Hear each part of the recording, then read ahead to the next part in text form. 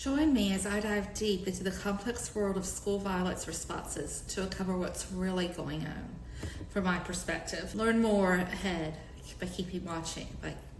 It's just been a really hard week. I'm being really candid in this video. Usually I use things like statistics and I use a lot of references and scholarly information. And this video is a little bit different. And the reason why is because I feel like I need to respond to some of the things that have been going on with school violence lately. It's been a really, really heavy week. Last week was just very heavy to me, depressing. As far as what's going on in education, what really bothered me last week were two stories that had to do with school violence. And this is really personal to me because I have worked in so many different schools and experienced so many different lockdowns. The school that I worked at most recently has had three events of weapons being found on campus, 3 lockdowns this school year, and it's November. And school violence to me is such a astounding problem in this country, where we have so many resources. In many ways, the United States is the richest country in the world still, and yet we constantly have this problem that no other country has. There are fights all over the world, and there are things like stabbings that happens in China and other parts of Asia quite a bit where students will stab, but those generally do not take on the gravity of gun violence. It's very hard to kill someone in a mass scale with stabbings. There was actually a stabbing at a high school I used to work at. Very unfortunate of it, but only one person was injured, and it was not a serious injury. He was out of the hospital in a few days. A teacher was able to take that student down very easily. Whereas when it comes to gun violence, things can get really serious and really deadly very quickly. And again, we're the only country that has a major problem with gun violence in the whole world. So people say, well, it's not the guns. Well, it kind of is. And it's kind of our culture of not caring for children enough to do something about this. This has been a problem for well over 25 years, and yet nothing has been done to really stop this problem. It's just thoughts and prayers. And so there were 2 events last week that really kind of brought this home for me. 2 stories that were in the news. And they really pointed out some of the things that I think are missing in this narrative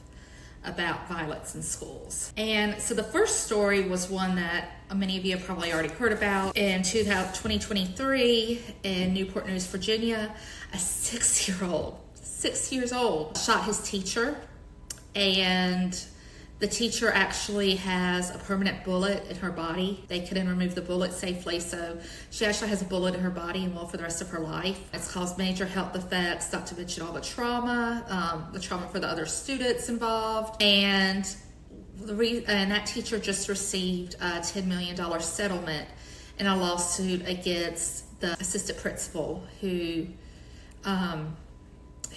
really ignored this. It was reported that the student could have a weapon, and she just stayed in her office and did not come and search the student. One thing that's missing when talking about these situations is that, generally speaking, especially in larger school districts where there are a lot of policies, only administration can handle these type of things. They're the only ones that can search students. And it's also really hard for teachers to teach a class of 25, 30 students when this is going on. So administration did not take this seriously, and then she was shot. And that has really led to a lot of uproar in the media, and rightly so, because that was totally preventable. It shouldn't have happened. And it shows how we don't trust teachers. We don't believe teachers, and how teachers' lives are really considered expendable. And the child rights are always considered above the teachers, even though that child could have shot a classmate, and that would have been incredibly tragic also.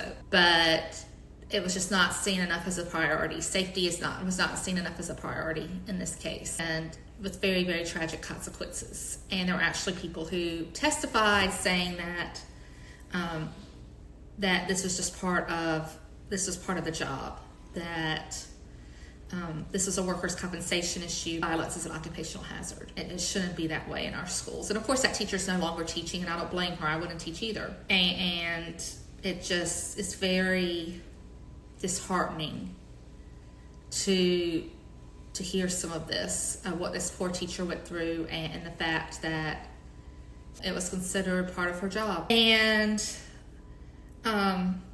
then also last week, or late last week, I think it was Friday, at a high school in North Charleston, Fort Dorchester, that I have ties to because I know people who go to that school, and I also had one of my assistant principals was at that school, and it's considered a very good school in the area. And there was an incident there where school resource officer, we call those SROs, basically school cops, because in this country you have school cops because schools are considered dangerous places, which again is that shouldn't have to happen. But anyway, they were in the cafeteria, and it was reported that a student might have a gun in his pocket. The student happened to be autistic. He had special needs. He couldn't communicate very well, and the student said, "Oh, I have a switch in my pocket." And the SRO thought that meant a Glock switch. He thought it meant a type of gun. And so he pulled out his gun, and he cuffed the student. He got him on the ground, and he searched the student, and it was not a Glock. It was a Nintendo Switch, which was like the student's safety object. It was something that helped brought him comfort. And that has turned into a huge media circus. People are really upset that happened to that child. Of course, he was traumatized. That's a traumatic thing to happen. And the family is actually considering a lawsuit against the school, and particularly this because this child was autistic, there's this idea that was the wrong thing to do. So what I see, there are a few things that I see in both of these cases that have kind of been left out of the narrative, in my opinion. That unless you have worked in a school, you would not understand, and you know firsthand what goes on, you may not understand what really was happening in these cases. There's some insights that I had that I don't think most people would have thought about. I've worked in over 20 schools now. So I'm going to talk just a little bit about that. So the first thing that I noticed in both of these cases was that there was a breakdown in students. It's closer to 20%, and actually 20%. I worked in a school once where 30% of the students who receive special education services. So those are students who have been diagnosed with a disability. And here in the United States, for reasons that are still being discussed, we're having a large increase of students with behavior problems, and students who have disabilities that may make them be either non-communicative or make them be violent. And it's not really well understood, I think, by most of the public, the rights that students have when they have a disability in the United States. When a student has a disability, that child also has the right to what's called a free and appropriate public education.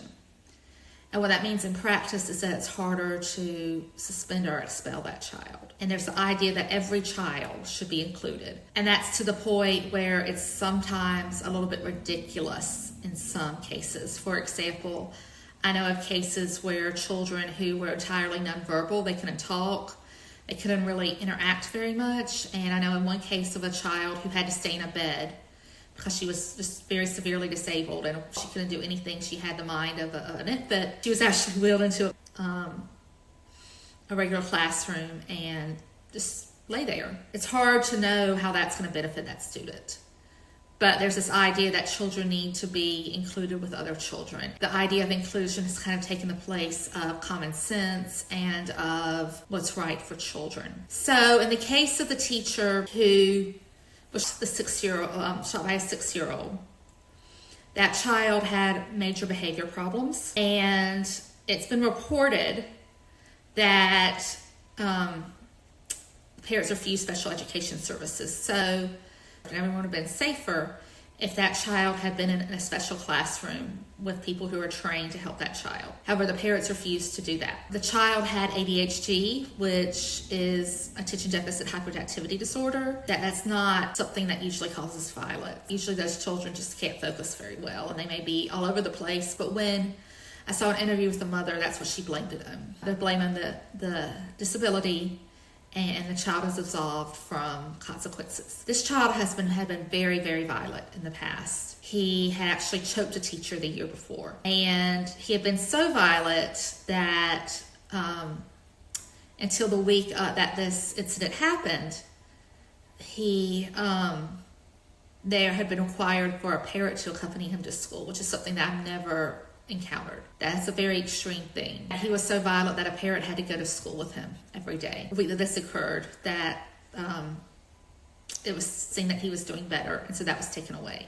The student had actually been suspended the week before because he broke the teacher's tail. Schools are not mental hospitals. They shouldn't be. And they shouldn't be places where people are scared, where children can be violent. But there was a breakdown in the support here. He didn't have anyone with him.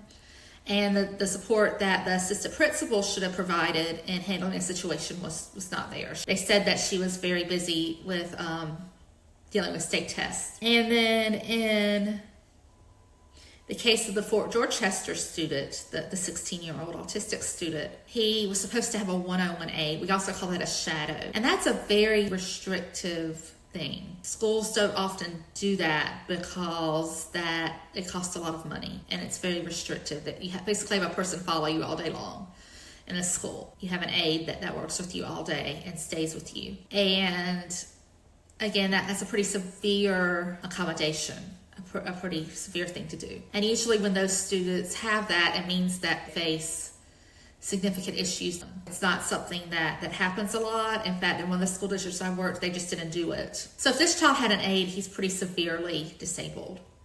And that aide wasn't there. And in the things I read, I never found out why that aide wasn't there. It's quite possible that the aide was sick that day, or maybe the aide was using the restroom. I don't know. I don't know why the aide wasn't there. That was a breakdown in that student support system. If the aide had been there, this never would have happened. And the school's going to be blamed for that, but there are lots of reasons why an aide can't be with someone all the time. It's very unrealistic to have someone be with one student all the time. Things are going to happen. People get sick. People have to get water. They have to eat lunch. They have to go to the restroom. But the school should have had some sort of plan for when that happened. And it looked like something happened and that plan wasn't followed. So there's a breakdown support on that. The second thing is that both of these cases were based on a perception of threat. And that the threat was not there. And when you hear the testimony of the people involved with this case and you read about the story, it's fairly clear that this teacher wasn't taken seriously. She was thought of as just someone who was overreacting. And there was actually other people involved. A reading specialist was involved with this. And those people were not taken seriously either. So the perception of threat was very low for this school. And it was not taken seriously when it should have been. And then in the Fort Dorchester High School case, the opposite happened. So the perception of threat was taken so seriously that now there's a controversy over it. And there's this idea that they should have slowed down. Some of the comments I saw said that the cops should have known that, the SRO should have known that the student was autistic. Fort Dorchester High School has over 2,500 students. And there is just no way that any personnel member is going to know every single student in that school. And to slow down and to maybe look at the student's plan, which was, again, something that people were mentioning that could have been dangerous. So here the perception of the threat was taken seriously. And so you can't win. Either schools are doing too little, as in the case of this teacher in Newport News, Virginia. Schools were not taking her seriously, and that led to a major amount of violence and tragedy. Or you get blamed because you take it too seriously. And so we need standards about threats and when threats are, when people need training to know about school violence and when to intervene and when to not. So another thing is that I recognize in this, and this is probably the most disturbing thing to me of both of the situations, is that there was a blame game involved. In the case of the Newport News, Virginia case, The school tried to blame the teacher and tried to put the blame on her. There was an interview with the parent on the Today Show where the parent of the child said, well, the teacher ignored my child. And he was mad at her because there was this incident with the phone where by accident he broke the phone. Again, the parent won't take responsibility and say, well, the child broke the phone. They won't take responsibility for that. They say it's an accident. And, my child didn't like this teacher because this teacher did my child wrong, and that's why. And she even says this is a normal thing for a 6-year-old to have a tantrum when they don't feel liked, when they don't feel supported. 6-year-olds may have tantrums, but they usually don't lead to gun violence, and they usually don't lead to teachers being permanently injured. But the blame was put on the teacher. And even in the trial, they were trying to deflect blame from the assistant principal, who didn't take this seriously, and they were trying to put the blame on the teacher. And then in the Fort Dorchester situation, in the high school with the autistic child, there was a lot of blame put on the SRO because he traumatized his child. And I don't doubt that the child was traumatized by this. It's a traumatic thing to have a gun pulled on you and to be considered a threat. I don't doubt that for a minute. But the aide was not there that should have been helping in this situation. And again, this is a huge school, over 2,500 students. Yet, right away, law enforcement was blamed for trying to do something that could have, if the child had had a gun, been tremendously horrible. The blame was immediately put on the school and on the SRO. And that kind of brings me to kind of my final point, which is that the humanity of the people involved in these cases is being ignored. It is not practical and not appropriate to expect a young teacher to be able to deal with major behavior problems in a school. It's not. It's not appropriate to expect a teacher to be a miracle worker and deal with this very violent child while dealing with all these other students. We're ignoring the humanity involved here and saying that it was just part of the job and that this was a workers' compensation issue because it was an occupational hazard. That is totally ignoring humanity and totally ignoring the humanness of this young teacher who was just trying to do the best she could. And I think the jury saw that, and that's why the jury did put such big damages, $10 million. That teacher will be set up for life, and I think she should be, because you're ignoring humanity, you're ignoring human rights, and you're ignoring what's possible for one person to do. This teacher was expected to do it all. She was expected to handle this very violent child and to like him and to give him attention. It's not practical. That's not respectful of the humanness of people, that people are people and they do make mistakes. And they can't always do everything. They can't be perfect. I find that this theme is even more prevalent in the case of the SRO. In a school with over 2,500 students, huge school, he was expected to right away know which student was autistic. Some of the comments I saw were things like, well, did he not know? Did he not know that this student was autistic? Well, hello. He didn't know. He wouldn't have done what he did if he knew that. To expect someone to know that in the case of a huge school and expect someone to make a split-second decision without knowing all the facts, that's not practical, and that's ignoring human nature. That's ignoring the fact that people have to do things that are not perfect in life. And that teachers are not taking it seriously, and that child had a gun, that SRO would have been blamed, and his whole life would have been devastated. He wouldn't have a job. He could have even been injured himself, and he would never forgiven himself. He had to do knowing the information he had at the time, he did what he thought was best. It's ignoring that teachers and still school staff are people. If you work at a school, you are supposed to be a hero. You are supposed to differentiate for students, but yet use the same curriculum. You are supposed to be able to navigate all kinds of mandates and all kinds of parent issues. You're just supposed to be perfect. People are not perfect. And it's time that we stop expecting that of school personnel and teachers. That's not fair. It's not just. And I think that's one of the reasons why we have such a big school violence problem here. We also have a problem because of guns. I'll say it. We have a problem with guns because children have access to guns. That child should not have had access to a gun in Newport News, Virginia. And in kind of a good nod to the law enforcement there, the mother got in trouble for that. The mother, I believe, got 2 years of prison. A civilized society should not have children scared to go to school, period. And it should not have teachers who are scared to work, period. And it should not have acts of violence at school, period. And it's time that we wake up and we value children and